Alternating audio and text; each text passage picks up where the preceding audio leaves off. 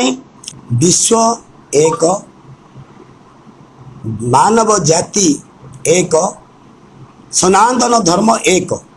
आउ सबू विश्व रे जेते धर्म नाम रे आज प्रचार प्रसार चली से सब धर्म नुहे संप्रदाय।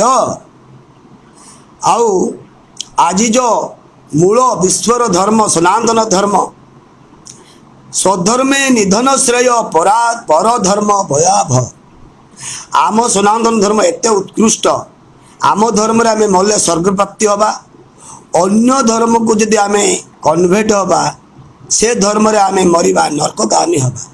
सनातन धर्म हैला स्वयं स्रष्टांकर रचित धर्म।